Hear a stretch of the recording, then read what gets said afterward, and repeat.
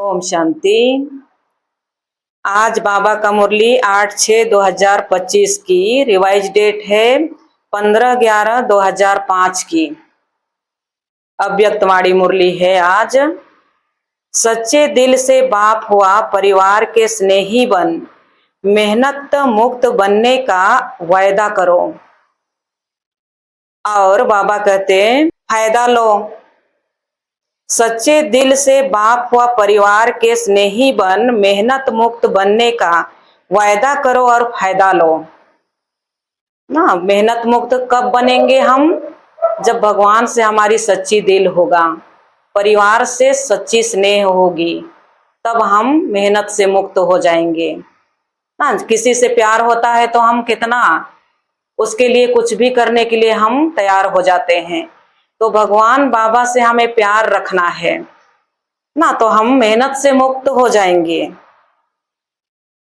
आज बाप दादा अपने चारों ओर के श्रेष्ठ स्वराज्य अधिकारी सोमानधारी बच्चों को देख रहे हैं। स्वराज्य अर्थात स्वयं पर राज्य करने वाले, सोमानधारी अर्थात हमारी श्रेष्ठ सम्मान, अर्थात हम पवित्र आत्मा है, महान आत्मा है, श्रेष्ठ आत्मा है। ये हमारी सम्मान है। हम भगवान की संतान है। अपने आप की सम्मान, हम अपने आप को साधारण समझते हैं, इसलिए बाबा कह रहे हैं सम्मानधारी भी बनना। सम्मानधारी बच्चों को देख रहे हैं। बाप ने बच्चों को अपने से भी उच्च सम्मान दिया है। हर एक बच्चों को पांव में गिरने से छुड़ाया, सिर का ताज बना दिया। हाँ, बाबा कहते हम पहले भक्ति मार्ग में हर जगह जाके हम झुकते थे ना, हम पांव पड़ते थे, लेकिन आज बाबा कहते मैं हर बच्चों को सिर का ताज बना दिया। स्वयं को सदा ही प्यारे बच्चों का सेवाधारी कहलाया। हम बच्चे बाबा का प्यारे बच्चे हैं, इसलिए हमारे सेवाधारी बाबा कहलाए, सेवाधारी कहलाए। इतनी बड़ी अथॉरिटी का सम्मान बच्चों को दिया ना। भगवान कितनी बड़ी सर्वशक्तिमान है और अपने सम्मान की अथॉरिटी बाबा दिया बच्चों को। तो हर एक अपने को इतना सम्मानधारी समझते हैं। स्वराज्य अधिकारी का विशेष लक्षण क्या होता है? जितना जो सम्मानधारी होगा उतना ही सरों को सम्मान देने वाला होगा ना। बाबा कहते जो जितना सम्मान में रहते हैं ना, उतना सरों को सम्मान देते हैं ना, सम्मान देने लायक बन जाते हैं वो।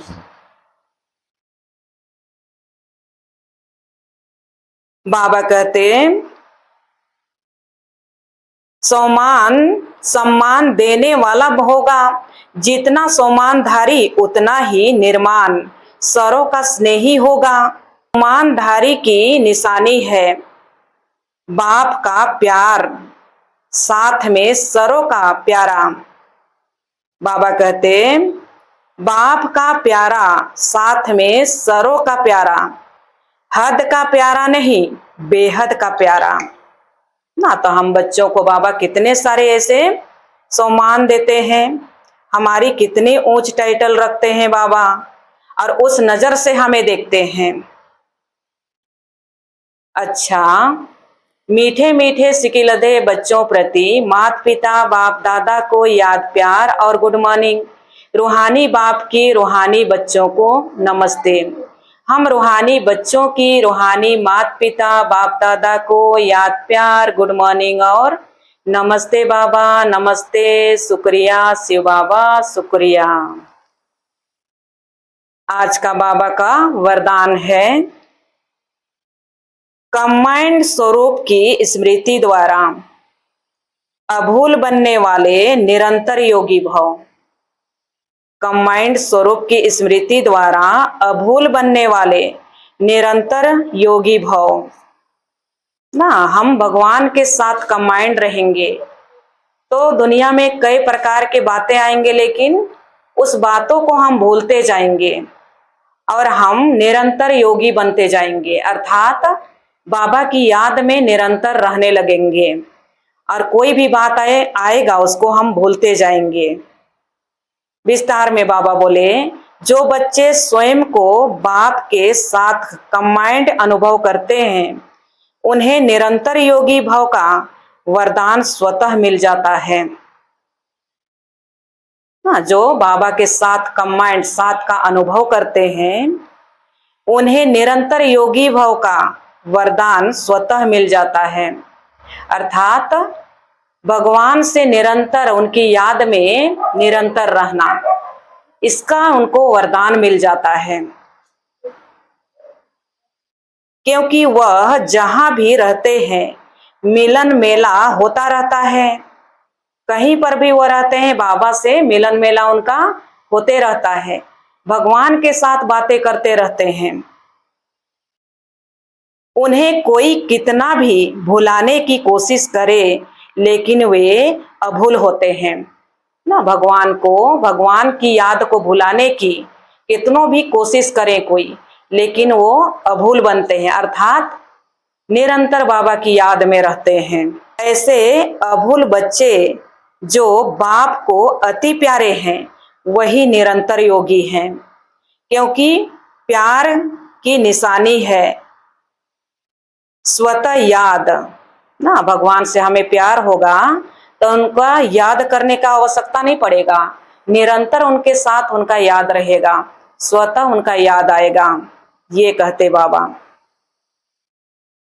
उनके संकल्प रूपी नाखून को भी माया हिला नहीं सकती, इतना उनका याद रहेगा कि उनका संकल्प रूपी नाखून को भी माया हिला नहीं सकती, इतना परमात्मा के साथ उनका लगन में मगन रहेंगे, याद निरंतर रहेगा।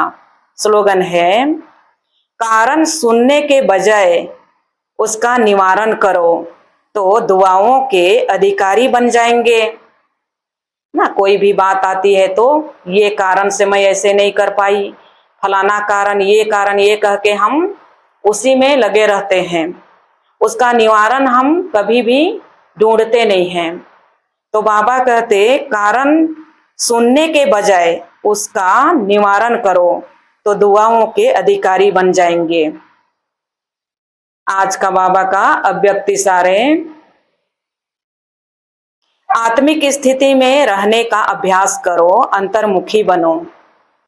अंतर्मुखी बन ज्ञान मनन के अभ्यास द्वारा अलौकिक की मस्ती में सदा मस्त रहो तो इस दुनिया की उलझने अपनी ओर आकर्षित नहीं करेगी ना। बाबा कहते हैं अपनी आत्मिक स्थिति में ही स्थित रहें और निरंतर उसी की मस्ती में मस्त रहें, कह रहे हैं बाबा।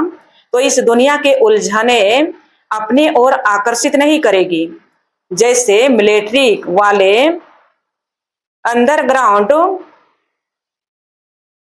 चले जाते हैं, बाबा कहते हैं जैसे मिलिट्री वाले अंडरग्राउंड चले जाते हैं तो बाहर के बम्स आदि का असर नहीं होता है, ऐसे आप अंतर्मुखी अंडरग्राउंड आत्मिक स्थिति में रहने का अभ्यास करो तो बाबा कहते हैं बाहर मुक्ता की बातें डिस्टर्ब नहीं करेगी ना। हम आत्मिक स्थिति में स्थित रहेंगे तो बाहर की कोई भी बातें हमें डिस्टर्ब नहीं करेगी, अर्थात विघ्न नहीं डालेगी। निरंतर हम अंतर्मुखी होकर बाप की याद में रहेंगे और ज्ञान की चिंतन में रहेंगे। अच्छा, ओम शांति।